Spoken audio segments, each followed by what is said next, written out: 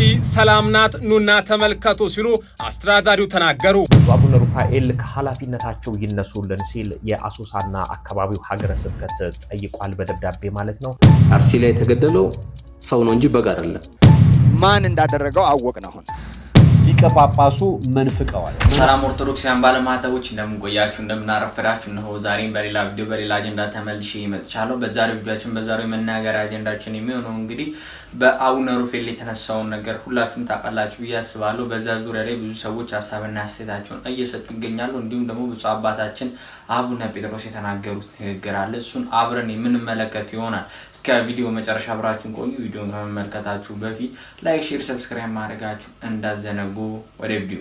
ሊቀ ጳጳሱ መንፍቀዋል። መናፍቅ የሆኑት ሊቀ ጳጳስ አሁንም በስልጣነ ክህነት ላይ ነው ያሉት። ስለ መናፍቁ አባት ለነገራችሁ ነው ጳጳስ። በነገራችን ላይ ይሄ መናፍቅ ጳጳስ ያለው አሁን ነው። መናፍቅ ሲሆን አንተ ነው የሚባለው አይደል? አንቱ እንዴት ልበል? ቅዱስ ሲኖዶስ አሁንም ክብረ ክህነታቸውን አላነሳም። ምንፍቅናቸው ታውቆ ተረጋግጦ ምን ተብሎ በአገረ ስብከታቸው ደብዳቤ ተጽፎባቸዋል። ደብዳቤውን ላንብብላችሁ። ይሄን ያስባለኝ ደብዳቤ መቼ ተጻፈ መሰላችሁ? ሰኔ 5። በመጀመሪያ ደረጃ ደብዳቤው እርግጠኛ ነው ወይ? 2 ሌላ ነገር ልጠይቅላችሁ። በኢትዮጵያ ኦርቶዶክስ ተዋሕዶ ቤተክርስቲያን የቤኒሻንጉል ጉሙዝ ክልል አሶሳ ሀገረ ስብከት ጽሕፈት ቤት ነው።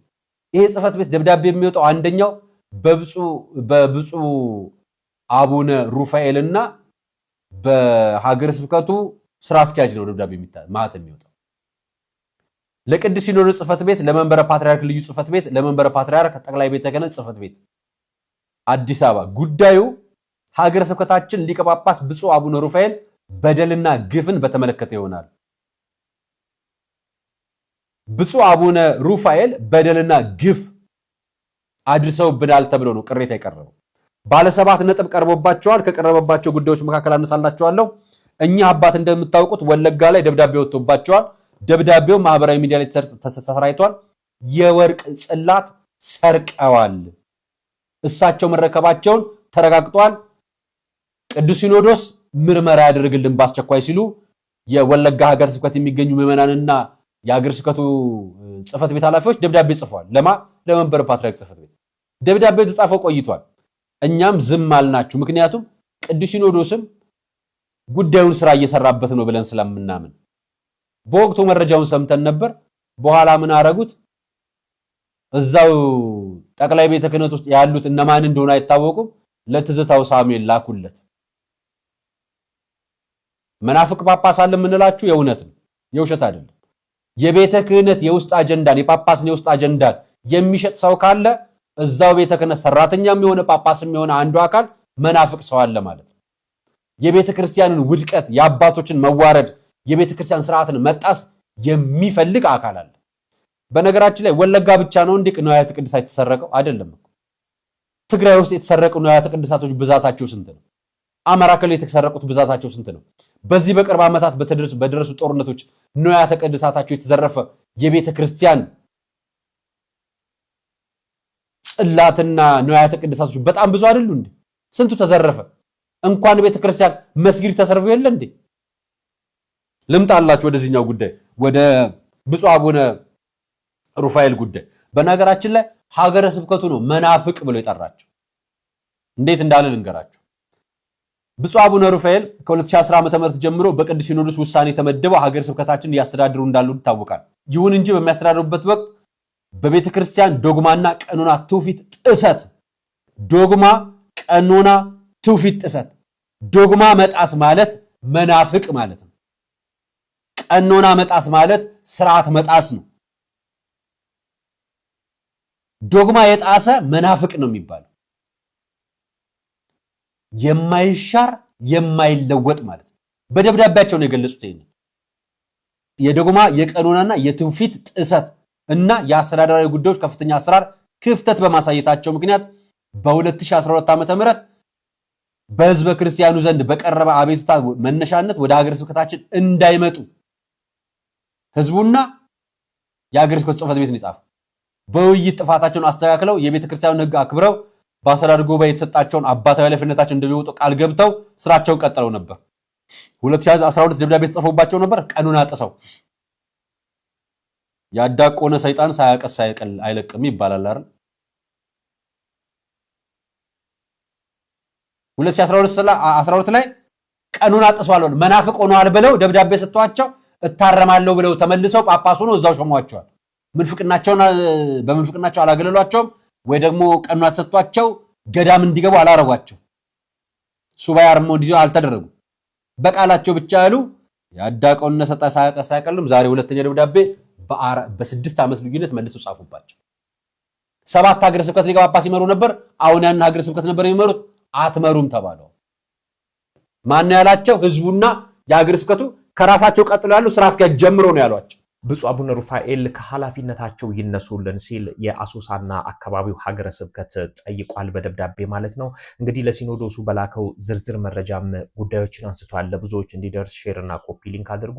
ካነሳቸው ጉዳዮች እንግዲህ የቤተክርስቲያን ዶግማና ቀኖናዎችን የመሻር እንደዚሁም የቤተክርስቲያን ንብረቶችን የመዝረፍና ቤተክርስቲያንን በሚገባ በተለይም ሀገረ ስብከቱን ያለማስተዳደር ችግሮችና ሌሎችም እጅግ በርካታ በዝርዝር ችግሮች አሉባቸው። ስለዚህ ሲኖዶሱ ይሄንን ተመልክቶ ከአባትነታቸው ወይንም ደግሞ ከአካባቢው አስተዳዳሪነት እንዲያነሳልን ሲል በጥብቅ ብዙ በርካታ ጉዳዮችን አንስቶ ሲኖዶሱን ጠይቋል ማለት ነው። የሲኖዶሱ ምላሽ እንግዲህ እየተጠበቀ ነው የሚገኘው። ሰሞኑን በተለይም በአርሲ ከቤተክርስቲያን ጥቃት ጋር በተያያዘ የእሳቸው ፎቶ ከተለያዩ ጉዳዮች ጋር ተያይዞ ሲነሳ እንደነበርም ይታወቃል። የአሶሳና አካባቢው ሀገረ ስብከት ግን እጅግ በጣም መሬት በረገጠ መንገድ አንዱ ሁለት ብሎ ዝርዝሮችን ካነሳ በኋላ ከሀገረ ስብከቱ አባትነት እንዲያነሳልን በጥብቅ እንጠይቃለን ብሏል። ሰዎች የአሶሳ ሀገረ ስብከት ብፁዕ አቡነ ሩፋኤል ከኃላፊነታቸው እንዲነሱላቸው አቤቱታቸውን አስገብተዋል። በኢትዮጵያ ኦርቶዶክስ ተዋሕዶ ቤተክርስቲያን የቤኒሻንጉል ጉሙዝ ክልል የአሶሳ ሀገረ ስብከት የአስተዳደር ጉባኤ የሀገረ ስብከቱ ሊቀ ጳጳስ የሆኑት ብፁዕ አቡነ ሩፋኤል ከቦታቸው እንዲነሱላቸው ይፋዊ ጥያቄ አቅርበዋል። የአስተዳደር ጉባኤው ይህን የእነሱልኝ ጥያቄ ያቀረበው ለሚመለከታቸው ከፍተኛ የቤተ ክርስቲያናቱ መዋቅሮች ሲሆኑ አቤቱታቸውንም ለቅዱስ ሲኖዶስ ጽሕፈት ቤት፣ ለመንበረ ፓትርያርክ ልዩ ጽሕፈት ቤት እና ለመንበረ ፓትርያርክ ጠቅላይ ቤተ ክህነት ጽሕፈት ቤት እንዳስገቡ አሳውቀዋል። የመንግስት ኃላፊ የሆነ አንድም ተስቶት በዚህ ጉዳይ ላይ አለመናገር ማን እንዳደረገው አወቅን። አሁን ይሄ በደንብ መጠናት አለበት። ይህንን በደንብ ሁሉም ሰው ማወቅ አለበት። የኢትዮጵያ ኦርቶዶክስ ይሄ የሚያስደነግጥ የሚያስፈራ ነገር አይደለም። በደንብ አድርገን ራሳችንን አደራጅተን አጠናክረን በመንፈሳዊና በማህበራዊ ጉዳይ ላይ ራሳችንን እንድናጠናክር የሚያደርግ ነገር ነው። ስለዚህ የሆነው የደም ስር ብጠሳ ነው። የተደረገው ደግሞ በትክክል ታስቦ በሽተኛው እንዲሞት ወይም ደግሞ ሰው እንዲሞት ተደርጎ የተደረገ ነው። ያደረገው ደግሞ አዋቂ ነው። ይሄን በደንብ እዩ። ታዲያ እኛ ምንድን ነው የምናደርገው ነው? የመጀመሪያው ነገር ደሙን ማቆም ነው። የደም ስር ተበጥሷል። ይሄ ደም እንዳይቀጥል ማስቆም ነው። እንዴት? እያንዳንዳችን በያለንበት፣ እያንዳንዳችን በየስራ ድርሻችን፣ አሁን እዚህ ላይ በጀት፣ ደሞዝ፣ ምን የስራ የበላይነት የበታችነት እና እሱ እየየም ሲዳላ ነው እንደሚባል እሱ ሌላ ጉዳይ ነው። እሱን ወደ ሌላ ጊዜ እናቆየው።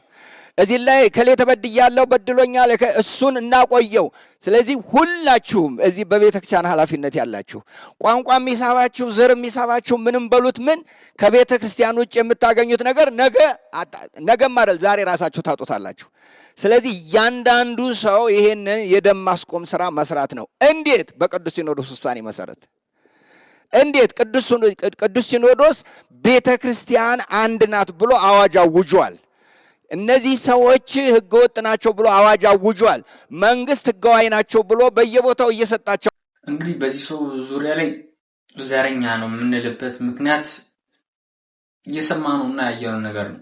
ከዚህ ቀደም ቅድስት ቤተክርስቲያን ተመችቷታል አለ። የትኛዋ ጊዜ ቅድስት ቤተክርስቲያን እንደተመቻት አናቅም። በዚህ 8 ዓመት ውስጥ ኦርቶዶክሳውያን ባለማዕተቦች በአራቱ ማቅጣጫ የሚገደሉበት፣ ባለማዕተቦች ብቻ አይደሉም ቅድስት ቤተክርስቲያን እንደ ችቦ የምንነድበት፣ ልጆቿ እንደ ቅጠል የሚረግፉበት፣ ደማቸው እንደ ውሃ የሚፈስበት፣ ከዛም ባሻገር ደግሞ አንደኛው ጳጳስ ይሄን እንደዚህ አይነት ብሔር አለው፣ ሁለተኛው ጳጳስ እንደዚህ አይነት ፓትርያርክ ማለት ነው፣ አንደኛው ፓትርያርክ እንደዚህ አይነት ብሔር አለው፣ ሁለተኛው እንዲህ ያለው፣ ስድስተኛው እንዲህ ያለው ምናምን ብሎ ሰባተኛው ኦሮሞ ይገባዋል አለ። መኖክሴ የሆነ የመንጋ ጠባቂ የተባለ 7 እና 8 ሀገረ ስብከት የሚመራ ሰው እንዴት ነው በየትኛውስ በምን አይነት መልኩስ ነው ስለ ብሔር ሊናገር የሚችልበት ምክንያት ምን አይነት ሰው እንደሆነ ይሄ ነው ብዬ እኔ ማስረዳት አልችልም። ከዛሬ 3 ዓመት በፊት በተፈጠረው ችግር ላይ ቅድስት ቤተክርስቲያን ጥቁርና ማቅ በለበሰች ሰዓት እዚህ ሆኖ ሲያሸረግድ የነበረ እዚህ ሆኖ ፖለቲካውን ሲሰራ የነበረ ነው። ሶስቱ ሸፍተው ወጡ እንጂ ይሄም አለበት ለማለት ፈልጋለሁ። አርሲ ሰላም ናት ኑና ተመልከቱ ሲሉ አስተዳዳሪው ተናገሩ። በቅርቡ ሃይማኖት ተኮር ግድያ ተፈጽሞባታል የሚባለው የአርሲ ዞን ዋና አስተዳዳሪ አቶ ኢብራሂም ከድር አርሲ ሰላም ናት ኑና ተመልከቷት ብለዋል። የአርሲ ህዝብ በብሔር እንዲጋጭና እንዲከፋፈል እንዲሁም በህዝብ ዘንድ ጥርጣሬ እንዲኖር በሚዲያ ላይ የሚሰሩ ስራዎች የአርሲን ህዝብ አይመለከተውም ብለዋል። ችግር የተፈጠረበት ወደ ተባለበት ቦታ መሄዳቸውን የተናገሩት ዋና አስተዳዳሪው ሚዲያ ላይ ነገረውና ቦታው ላይ የሰሙት የሚገናኝ አይደለም ብለዋል። ሳይሞት ሞተ የሚባልበት ሳይጠፋ ጠፋ የሚባልበት የሚነዙ ወሬዎች መቆም አለበት ሲሉም ተናግረዋል። በተጨማሪም ህዝቡ ተዋዶና ተዋልዶ የሚኖር ህዝብ ነው። በሩቅ ሆናችሁ ከምታወሩ ኑና እዚሁ አርሲ ቦታው ላይ ተመልከቱ ብለዋል። እርሳቸው እንዲህ ይበሉ እንጂ መንግስታዊ የሆነው የሰላም ሚኒስቴር በቅርቡ ባወጣው መግለጫ ሪፖርቱም 3 ንጹሃን መሞታቸውና 1 የኦርቶዶክስ ቤተክርስቲያን መቃጠሉን አስታውቆ ነበር። እናንተ ስለ ጉዳዩ ምን ትላላችሁ? ለተጨማሪ መረጃ ፎሎ ማድረጋችሁ እንዳዘነጉ። የአርሲን ህዝብ አይመለከተውም፣ የአርሲን ህዝብ አይወክልም። ህዝቡ ውስጥ ተለቅብላችሁ በጣም በቅርቡ ተፈጠረ የተባለው አካባቢ በአካል እጄ ነበር አይደል? ሚዲያ ላይም መጀመሪያ ሚዲያ ላይ ከተነገረውና ቀጥታ ከኮሚኒቲው የሚሰማ የሚገናኝ አይደለም። ሳይሞት ሞተ የሚባል ሳይጠፋ ጠፋ የሚባል አንዳንድ ነገሮች የሚነዙ ከህዝቡ ላይ መቆም መቻል አለበት። ያንን የሚናገሩ ሰዎች በአካል ወርዶ ቦታው ላይ ሃይማኖት አባቶቻችን፣ ሌሎቹ የሚዲያ አካል መሬት ላይ ወርዶ ቢያዩ ህዝቡ ምን የሚለውን ቢያዳምጡ ጥሩ ይሆናል የሚል ሐሳብ አለኝ። አጠቃላይ አሁን ባለው ሰላም ስላለ ነው ይሄ ፕሮግራም ተዘጋጀው። ይሄ አሁን 12 ኪሎ ሜትር ሩጫ የተደረገው ከዚህ ተነስቶ ጋለማን እስከ ጋለማ እስከ ካካ ጫፍ ድረስ ነው ሩጫ ተደርጎ የተመለሰው ማለት። አልፎ አልፎ ችግሮች የሉም አይባሉም። አልፎ አልፎ ችግሮች ይኖራሉ። እነኚህ ችግሮችን ከማባባስ አብረን ቆመን ችግሮችን መታገል አለብን የሚል ሐሳብ አለኝ። አርሲ ሰላም ነው። አርሲ የልማት ሀገር ነው። አርሲ ተፋቅሮ ተዋዶ አብሮ የሚኖር አብሮ የሚሰራ ትክክለኛ እናንተ አሁን እንዳያችሁት ገጽታ ከዚህ ታች ወደ ታች ስትወርዱ ህዝቡ መለየት አይቻልም ማለት። ተዋልዷል፣ ተጋብቷል። በሐዘን አብሮ ነው ያለው፣ በደስታም አብሮ ነው ያለው። ስለዚህ ይሄን ህዝብ ሩቅ ሆኖ ከማየት ቀረብ ብሎ ህዝቡን አይቶ መፍረድ ስለሚቻል መጥቶ ህዝቡን እንዲያዩ በዚህ ጥሬን ለማቅረብ ፈልጋለሁ። ቤዚካሊ ጊዜ ይወስድብሻል ብዬ እንጂ ይሄን በተለይም ከቤተ እምነቱ ጋር ተያይዞ ፋክቱ መሬት ላይ ወርደን ስናይ አሰኮ በአንድ አካባቢ 3 ቤተ እምነቶች አሉ። እነኚህ 3 ቤተ እምነቶችን የገነቡ በመሰረቱ ሙስሊም የሆኑ ወደ ኦርቶዶክስ የመጡ ናቸው። ቀጥታ ህዝቡ መሃል ገብተን አወያየ ነው ማለት ነው። ለምሳሌ አሰኮ ከተማ ማርያም አለች። ማርያም ቤተክርስቲያን ቸርቹ አለ። ቸርቹን ቤጎ የሚባል ጎሳ ነው የሰራው። ቤጎ ሙስሊም ናቸው። በዚህ ካለም ኦርቶዶክስ ናቸው። በቤተክርስቲያኑ ተጠቃሚ ናቸው። ሁለተኛ አሁን ችግር የተፈጠረበት አካባቢ ተቃጠለ ተብሎ የተነሳው መጀመሪያ ላይ መድኃኔዓለም ነው። መድኃኔዓለም በሶሻል ሚዲያ ተለቋል። እኔ በአካል እጄ እዛ ቆሜ ያየሁት ማለት ነው። እዛ አካባቢ ስለሰራው እሱን የሰሩት አብዛኛ ቤዛቸው ሙስሊም ሆኑ አሁን ኦርቶዶክስ የሆኑት ናቸው። እነሱን የሰሩት እነሱ ነው የሚጠቀሙበት ማለት ነው። አሁን ጠላት በአንድ አካባቢ ጥቃት ያደረሰበት ቸርች አለ። ፋክቱም መሬት ላይ ያለው ማለት ነው። ገብርኤል ማለት ነው። ገብርኤልን የሰሩት ጋዱላ የሚባል ጎሳ ነው። መድኃኔዓለምን ሞመጂ የሚባል ጎሳ ነው የሰራው። ገብርኤልን ጋዱላ የሚባል ጎሳ ነው የሰራው። እስቲ እነኚህ ሰዎች ክርስቲያን ናቸው፣ ግማሹ ቄስ ናቸው። እነሱ እንዲጠቀሙበት ግን ጠላት እንደዛ አይደለም። ህዝብን ለመለያየት ብሎ ጠላት የሚያደርገው ነገር ቤተክርስቲያኑ ላይ በአንድ ጎን ጉዳት አድርሷል ማለት ነው። ያንን አሁን ህዝቡ ኃላፊነት ወስዶ መልሶ ለመስራት እየሰራ ነው ማለት ነው። ህዝቡ ራሱ ሼኪው ሙስሊሙ ምኑ ሳይል ቅድሚያ እነሱ ፍሬንቶ ነው መልሶ እየገነቡ ያለው። ዞሮ ዞሮ ጠላት ለማከፋፈል የሚደረግ እንጂ ህዝቡ ለደቂቃ አልተለየም። ችግር ደረሰበት የተባለ ቦታ አብሮ ነው ያለው፣ አብሮ ነው የተዋጋው፣ አብሮ ነው የሞተው። ይሄ የጠላት አንዳንድ ሚዲያ ቦታው ላይ ደርሶ ሳያጣራ ሳይለይ ይሄን በማድረጉ ህዝብ መሃል ጥርጣሬ፣ ሌሎች እዛ አካባቢ የማይኖሩ ሰዎች አካባቢ ጥርጣሬ ይፈጥራል። ከዛ ውጪ ህዝቡ ለደቂቃ ተለያይቶ አይታወቅም። አብሮ ነው ማሳው ያለው፣ አብሮ ነው የሚሰራው። በሐዘኑ በደስታውም አብሮ ነው። አጋጣሚ ነው እዚህ ችግር ተፈጠረበት አካባቢ ያልኩት 8 ዓመት ነው የኖርኩት እኔ በመምህርነት ማለት ነው። የመጀመሪያውን ቀጥታ የደረስኩት እኔ ነኝ። እኔ እዛ ስደርስ ክርስቲያን እስላሙ አለቀሰ። ልጃችን መጣ ብሎ አለቀሰ እንጂ ኢብራሂም ሙስሊም ነው ብሎ አልተናገረም። ችግር ያደረሰን ከሌ ነው ይሄን አድርግልን ብሎ ነው ማለት ነው። እሳቸው ዘ ችግር ደረሰበት ቦታ 4 ቀን ከነሱ ጋር አድሬ ሁኔታ አመቻችቼ ነው የመጣሁት ማለት ነው። ፋክቱን ከኔ በላይ እዛ ከሄደው በላይ ማንም አያውቅም ማለት ነው። ብዙ ልጆች አስተምሬያለሁ። በሃይማኖት አይደለም የተለያዩ ትላልቅ ቦታ ያሉት ህብረተሰቡ አንድ ነው። እስቲላው ሸንጓቸው አንድ ነው። በሸንጎ አንድ ነው። በደስታ ጊዜ ሰርጋቸው አንድ ነው። በሐዘን የሚመጣን ሁሉ አንድ ነው። አብሮ አንድ ያለውን ህዝብ በሚዲያ መለያየት ስለሌለብን ችግር የፈጠረ ያው ሀገርም ይታወቃል። ሁለቱም ይናበባል። አሁን እዛ ለደረሰው ችግር ትልቁን ችግር የፈጠረው የታጠቀው ኃይል ራሱ ሸኔ ብሎ የሚጠራው ኃይል ነው። ይህንን 2 ቀን ሙሉ ሚሊሻ ሳይለይ ክርስቲያን ሳይል እስላም ሳይል አብሮ በተደራጀ ሲከላከል ነበር። ተከላክሎ እኛም ኃይል ጨምረን ከአቅም በላይ ስለሆነ አንዳንድ ቦታዎች ችግር ደርሰዋል ማለት ነው። ያንን የታጠቀ ኃይል አለ ይታወቃል፣ በመንግስት ይታወቃል፣ በሌላው አካል ይታወቃል። ስለዚህ ሚሊሻ ተደራጅቶ ህዝቡ ራሱ ተደራጅቶ ህዝብ አደራጅተናል ማለት ነው። እኔ እንዳልኳችሁ እዛ አካባቢ ቴል ስለማቅ ክርስቲያኑ ታጥቆ ከሙስሊሙ ጋር እንዲከላከል ትልቁን ድርሻ ያለው እዛ ያለው ክርስቲያን ነው። አብሮ ህዝቡ ማለት ነው። ሚሊሻው ላይ ችግር ሲደርስ አብሮ ነው። አሁን ሞተ ተብሎ ያው እዚህ ሚዲያ ላይ ብዙ ሞተ ተብሎ ህዝቡ ያለቀበል በሲቪል ሰው የሚባሉ 3 ሰዎች ናቸው በራሪ ጥይት ያገኛቸው። ዘሬስ ሚሊሻ ነው የሞተው። ዘሬስ ውጊያው ላይ ያው ሚሊሻው እንዳውም ከሚሊሻዎቹም ብሬን ተኳሽን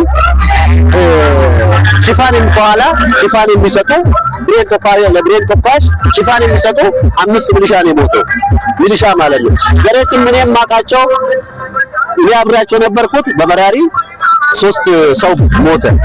ከዛ ውጪ የኛ ፖሊስ ልዩ ኃይል አለ ሙሉ ቀን ሲታገል የነበረ ልዩ ኃይል ከልዩ ኃይል 3 ሰው ሞተ። 11 ሰው ነው የሞተው ሲነገር በሚዲያ እንግዲህ ኮሚኒቲ ላይ የተደረገው ነገር የለም።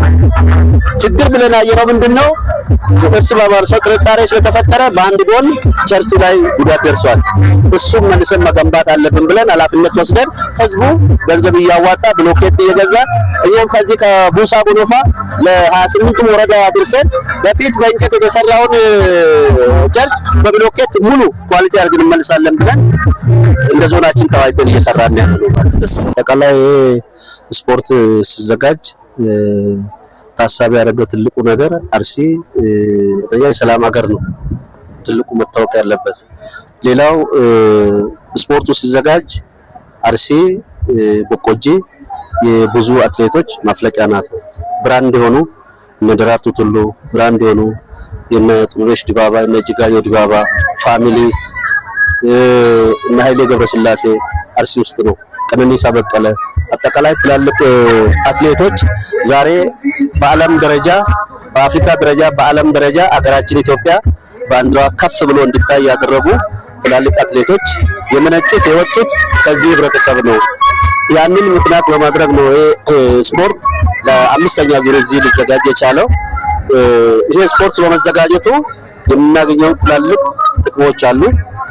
እንደ ሀገርም እንደዚህ እንደ ዞናችንም እንደ ቦቆጂም ማለት ነው። አንደኛ የአርሲ ህዝብ የሀገራችን ህዝብ አጠቃላይ የሀገራችን ህዝብ የጋራ ማንነት እንዳለው አንድነት እንዳለው ተስማምቶ ሳይከፋፈል በሃይማኖት በምን ሳይከፋፈል አብሮ ሰርቶ የሚኖር የሚከባበር አንዱ የአንዱን የጋራ የሃይማኖትን የሚያከብር አንዱ የአንዱን የሚሰራውን ልማት በጋራ የሚሰራ ህዝብ መሆኑን ለዓለም ደረጃ ለማሳወቅ ነው።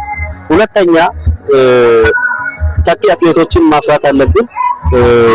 ትላልቅ አትሌቶች ከዚህ ወጥተዋል። አሁን ባለው በስፖርት ዓለም መንግስት ትኩረትን ቢሰጥ አንዳንድ ቦታዎች የመቀዛቀዝ ባህሪ አለ። ይሄንን ስፖርት እና ቱሪዝሙ እዚህ ሲያዘጋጅ የበለጠ እነ ኃይሌን የሚተካ እነ ቀነኒሳን የሚተካ የነ ደራርቱን የሚተካ ተኪ ኃይሎችን ከዚህ ስፖርት ለማግኘት ሰፊ ስራዎች ይሰራል። ፕሮግራሙ መዘጋጀቱ አንዱ ትልቁ ድርሻ አለው የሚል ሐሳብ አለኝ። ሌላው ከኢኮኖሚ አንፃርም ያው ስፖርት በአሁኑ በዓለም ደረጃ የሚታየው ከኢኮኖሚ አንፃርም ትልቅ ድርሻ አለው። ከዚህም ጋር ተያይዞ በቱሪዝሙ ዘርፍ የተረሳው እንትን ነው። እሱንም ለማውጣትና አውጥቶ ለኢኮኖሚያችን ለእድገታችን ትልቅ ቦታ አለው የሚል አጠቃላይ ሐሳብ አለኝ። በዚህ አጋጣሚ ለኛ ለሚዲያው በዚህ አጋጣሚ ለመግለጽ ፈልገው አርሲ ትልቅ ሀገር ነው። በአርሲ ዞን በዚህ በክረምት ብቻ ወደ 1 ሚሊዮን ሄክታር የሚጠጋ መሬት ነው ታርሶ የሚዘራው። አርሲ ሀገር ያበላል። አርሲ ለሀገር ነው አምርቶ ለራሱ ብቻ አይደለም ለሀገርም ያቀርባል ሲባል በቀላል የሚታይ አይደለም። በአመት ከዚህ በክረምት ብቻ የሚገኘው ምርት የ3 ዞን የ4 ዞን ታጥፎ አይደል ባሌን ምዕራብ አርሲን ሌሎችም ታጥፎ የማይደርሱ ትልቅ ምርት ያመርታል። ወደ 42 ሚሊዮን ኩንታል እህል የሚያመርት ነው። ይሄ ብቻ አይደለም። አትክልትና ፍራፍሬን በማምረት ኢትዮጵያን ያበላል የሚባለው አርሲ ፐርዴ በአንድ ቀን ቢያንስ ከ380 መኪና እስከ 400 መኪና ምርት አምርቶ አርሶ አደሩ ለጅጅጋ፣ ለመቀሌ፣ ለመካከለኛው ኢትዮጵያ አዲስ አበባን ጭምር በተለይ ኑሮ እንትኑ ሲዛባ ቶር ገበያን ለማረጋጋት ቀጥታ ከፕሬዝዳንቱ ከምክትል ፕሬዝዳንቱ አቅጣጫ ተሰጥቶ እህል ከዚህ ነው የሚገባው። ጤፍ ከዚህ ነው የሚጫነው። አትክልትና ፍራፍሬ ከዚህ ነው የሚጫነው። ግን ኢትዮጵያ ላይ ሲመጣው ሀገራችን አርሲ ደግሞ የተመረጠበት ምክንያት ሴንተር ኦፍ ኢኮኖሚ ነው። እንደገና የብሔር ብሔረሰቦች ሀገር ነው። ብዙ ሃይማኖት አካባቢ ሆን ተብሎ ነው ይሄን ለማድረግና የጠላት ኃይል ህዝባችን አብዛኛው ተገዝቦታል። ነገር ግን ውጪ በሚዲያ የሚሰማው ሁኔታውን በደንብ ያሰማል። ልክ ያ የሚባለው ነገር እውነት እንደሆነ ስለዚህ አርሲ በሚባለው ያልሆነ ያለው ሽብር የሚጠብቀው ሰውን የሚገድል ሰውን የሚያስ ገንዘብ የሚጠይቅ የሸኔ ኃይል ጥቃት የሚያደርገው የሸኔ ኃይል ጀዋር በፖለቲካ በተለያየ መንገድ እየመገባቸው እሱን መሰል እያስታጠቋቸው ፈንድ እያደረጉላቸው ሽብር ለመፍጠር በህዝቡ መካከል ግጭት ለመፍጠር የሚያደርጉ ኃይሎች መሆኑ የኢትዮጵያ ህዝብ ሊያውቅ ይገባል። እንደው ከጸጥታ አካል ጋራም ግጭት እየፈጠረ ያለው በተለያየ መንገድ ህብረተሰቡን ቅድም እንዳልኩት ሰውን እያስጨነቀ እያገተ እየገደለ የተለያየ ነገር እያደረገ ያለው ሸኔ ነው። በግልባጩ ስናይ ያው አሸባሪ ነው። ምንም የሚለይበት መንገድ የለም ማለት ነው። ስም ካልሆነ በስተቀር አሸባብ የሚፈጽመው ነው ሸኔ እየፈጸመ ያለው። የጸጥታ አካላት የጠፉም አሉ። የጠፉ እስካሁን ድረስ መረጃው የለኝም። ነገር ግን የጸጥታ አካላት የታሰሩበት ምክንያት ሸኔን ደግፈው አይደለም። በአግባቡ የተሰጣቸውን ህዝብን የመጠበቅ ኃላፊነት አለባቸው። የተሰጣቸውን ስራ በአግባቡ ባለመወጣት የራሳቸውን እዛ ያለውን ታጣቂ በማቀናጀት በማንቃት የተሰጣቸውን ኃላፊነት ባለመውጣታቸው የተነሳ ነው እንጂ ከጠላት ጋር በመረጃ ተይዘው አይደለም። እዛ ያለው በቁጥጥር ስር ይዋል። ምክንያቱም ያን ያለማንቃትና ነገሮችን አስቀድሞ መከላከል እንዲችል የተሰጠውን ኃላፊነት በአግባቡ መወጣት ያለመቻል ከሕግ ተጠያቂነት ሊያድን እዛም ብቻ አይደለም እዚህም ሊመጣ ይችላል ማለት ነው። ሌላው በተለይ ከዚህ ከኛ አካባቢ ከአርሲ አካባቢ ያለ ሰው በደንብ ያሰባል ነው። ምክንያቱም የተለያየ ጊዜ ኮንፈረንሶች፣ ሃይማኖት ኮንፈረንሶች አድርገናል። ህብረተሰቡን በየቦታው እስከ ቀበሌ ድረስ ወስደን አወያይተናል። ይሄ ጉዳይ ከማን እንደሚመነጭና በምን ምክንያት እንደሆነ ህብረተሰቡ የአርሲ ህዝብ ያውቀዋል። ነገር ግን ከአርሲ ውጭ ያለው ህብረተሰብ ቀጥታ ሙስሊሙ ህዝብ በክርስቲያኑ ላይ እንደዘመተ አድርገው እያደረጉ ያሉ። ስለዚህ ይሄንን ያለመሆኑን ህብረተሰቡ እንዲገነዘብ ነው አንድ ይሄ ነው። ሁለተኛው ይሄ እውነታው ደግሞ ምንድነው የሚለውን ነገር ቅድም ዞኑ አስተዳዳሪ ገልጸውታል። ሙስሊሙ ነው የክርስቲያንን መጥቶ የሚሰራው። እኛ አሁን በምሳሌ ሄደን በአካልም እዛ ቦታ ላይ አድርሰን ልናሳያቸው እንችላለን።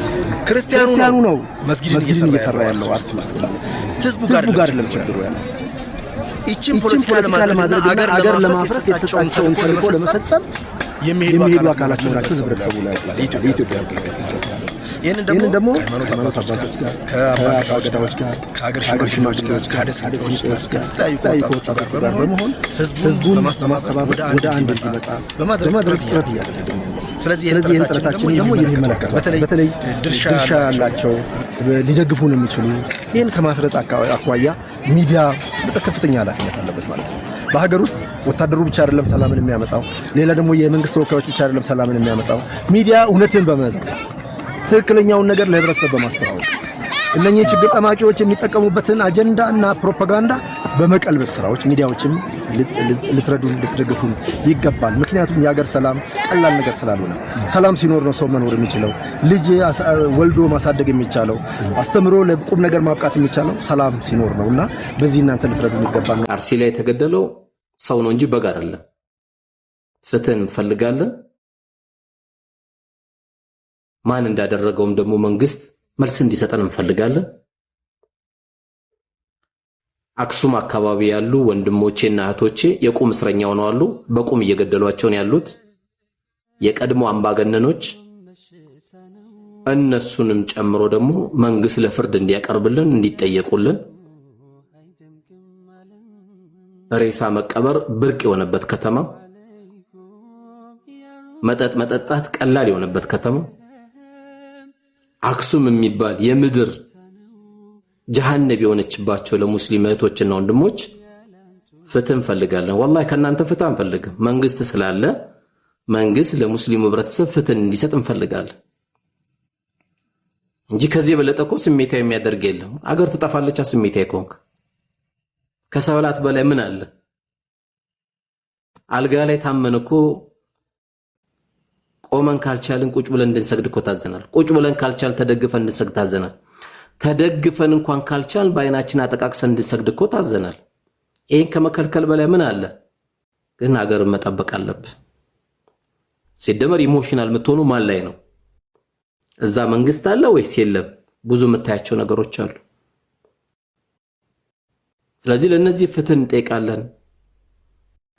መንግስት ህዝበ ሙስሊሙ ብቻ አይደለም ዓለም በአሁን ሰዓት በተለያየ እይታ ውስጥ ካለችው አገራችን አንዷ የአክሱም ጉዳይ ሁሉም ሚዲያ ዘግበውታል። የአገር ኢሜጅን ነው የሚያበላሸው። ጤነኛ ጭንቅላት ያለው ሰው ሰጋጅን አይከለክልም።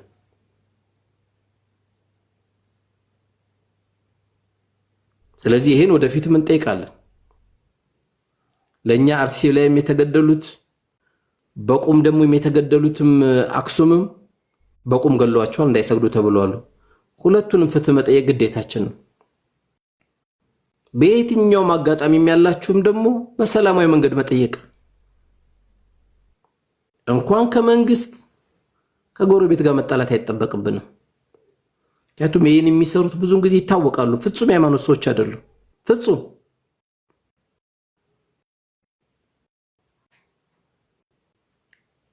አላህ Subhanahu Wa Ta'ala እንግዲህ ይሄን ቅርብ አድርጎልን የአክሱም እንባዎች እያለቀሱ እያዘኑ ነው ያሉት በገዛ ሀገራቸው በገዛ ቀያቸው። ይሄን ነገር ነው እያየን ያለነውና አላህ መልሱን እንዲሰጣቸው ከምንም በላይ ሁላችንም ዱዓ እናረጋለን። መልሱን ከጌታችን እንጠብቃለን። ሁላችሁም ዱዓ አድርጉ። በተቻለ መጠን ስሜታዊ አንሁን።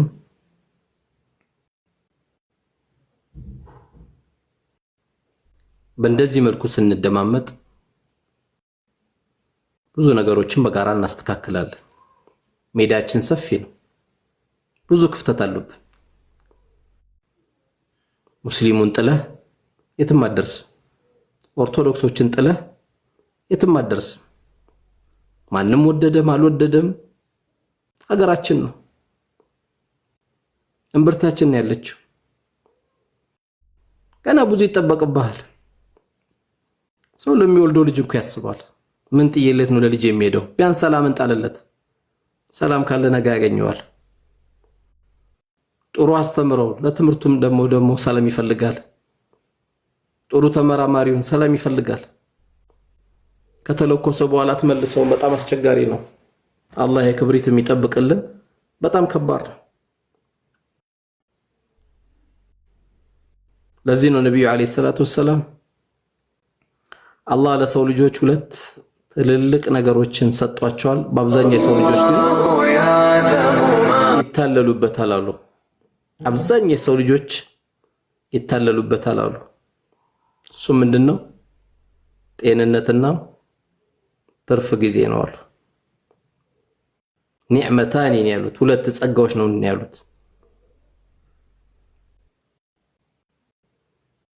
ይሄን ሁለቱን ጸጋ አላህ ይጠብቀን። አልጋ ላይ ሰው ሲቆም ነው ያሳለፍኳት ጊዜ ያን የመሰለ የሮጥኩበት የሰላም ጊዜ ምንም እንዲሳያመኝ ግሊኮስ ሳይሰካብኝ በኦክሲጅን ሳልቀመጥ በፊት ብሎ ትዝ ይለዋል። ይሄ ትልቁ ጸጋችንን አላህ እንዳይወስድብን መልካም ጊዜያችንን ለመልካም በማሳለፍ ባትወልድም ለልጅ ባላወርስም ነጋገባለሁ ትላለ። ለማግባቱም ሰላም ያስፈልጋል። ሰላም ትደራደሩ አይደለም። በምንም ዋጋ ልትደራደር የማይገባው ነው። ስለዚህ ለሀገራችን ሰላሙን ደግሞ አላህ እንዲያመጣልን ዱዓ ማድረግ ያስፈልጋል። የትኛውም እምነት እንደምታዳምጡኝ አውቃለሁ። ማንም ትርፍ ቃል የሚናገር ሰው ካለ ያንን ሰው የማረም ከዚህ ሰው ጋር የመራቅ ስራ ነው መስራት ያለብን። አይ እኔ ምን አገባኝ ክርስቲያኖችን ስለሰደበ እንዳትል፣ አይ እኔ ምን አገባኝ ሙስሊሞችን ስለሰደበ እንዳትል። በስድብ ሃይማኖተኛ መሆን ስለማይቻል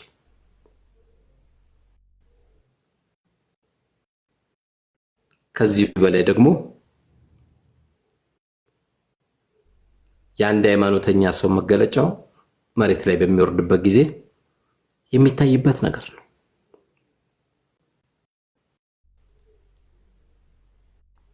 ስለዚህ እኔ ዛሬ ያስተላለፍኩት ሙስሊም ለሆነ ወንድሞቼና እህቶቼ አይደለም። እናንተም ስሜታዊ እንዳትሆኑ።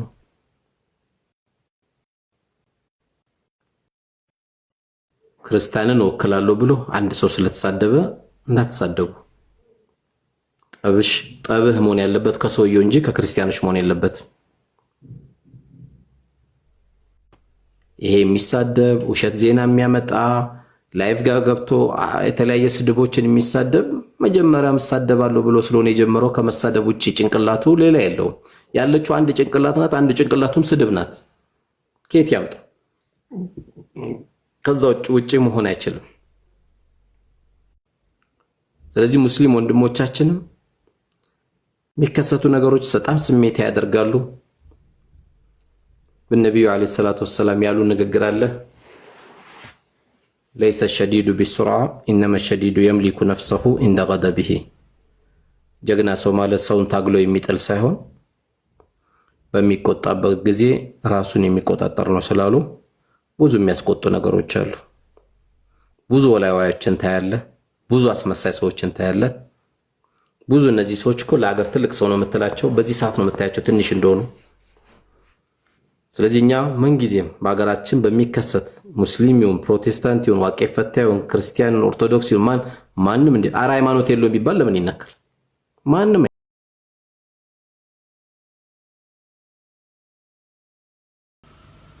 እንግዲህ በአርሲ ኦርቶዶክሳውያን ክርስቲያን ባለማዕተቦች ጉዳይ ዛሬም ድረስ እየተገደሉ አሁንም ድረስ ማለት ነው።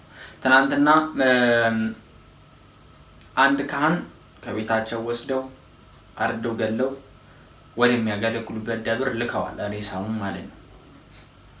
በዚህ ልክ ነው እንግዲህ ዛሬም ማርሲል ይገደላሉ፣ ዛሬም ይጨፈጨፋሉ። የትኛው መንግስት እንደሚጠብቀን አናቅም። ባለማዕተቦች ሲገደሉ እያየ ዝም የሚል ባለማዕተቦቹን ተውት።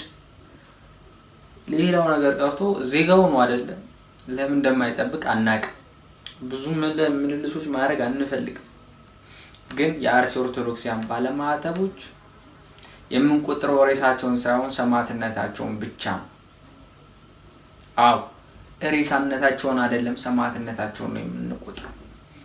ሰማዕታቱ በረከት በሁላችን ላይ ይደር። ለዛሬው በዚህ ጋር ቀጣይ በሌላ ቪዲዮ እስከምንገናኝ ድረስ ቸር ሰንብቱ። ቪዲዮ ላይክ፣ ሼር፣ ሰብስክራይብ ማድረጋችሁ እንዳዘነጉ። ቸር ሰንብቱ።